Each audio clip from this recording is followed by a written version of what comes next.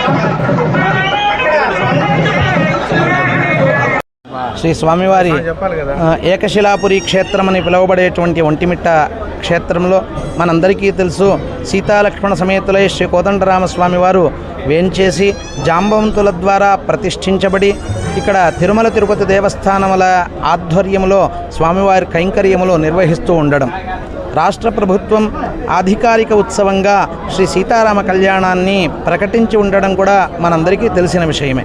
అటువంటి వార్షిక బ్రహ్మోత్సవాల్లో నిన్నటి రోజు అంకురార్పణ నిర్వహించుకున్నాం. ఈనాడు ధ్వజారోహణతో ఈ కార్యక్రమాన్ని ప్రారంభం చేసుకున్నాం.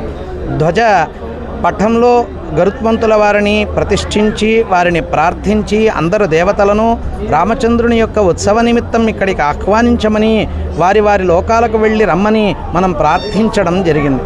తదనంతరం బ్రహ్మాది దేవతలను దిగ్బంధనం అనేటువంటి కార్యక్రమం ద్వారా ఆహ్వానించి మీరు 8 దిక్కుల యందు ఊర్ధ్వ దిక్కు యందు ఈ యజ్ఞానికి ఏ విధమైనటువంటి అవాంతరములు రాకుండా విఘ్నములు లేకుండా మీరు చూడవలసింది అని అష్టదిక్కుల యందు ప్రతిష్ఠించడం, వారిని ప్రార్థించడం, వారికి సంబంధించినటువంటి రాగతాళ మంత్ర వాద్యఘోష పురస్సరముగా మనం ప్రార్థించడం జరిగింది. ఈ విధంగా మనము ధ్వజారోహణ కార్యక్రమాన్ని ఈనాడు పూర్తి చేసి తదనంతరం రామనవమి శ్రీరామనవమి ఆస్థాన కార్యక్రమాన్ని కూడా ఆస్థానంలో నైమిత్తిక ఆరాధనం అని పేరు. శ్రీరామనవమి ఆస్థానం ప్రత్యేకంగా మనం ఇక్కడ నిర్వహించుకుంటూ ఉన్నాం.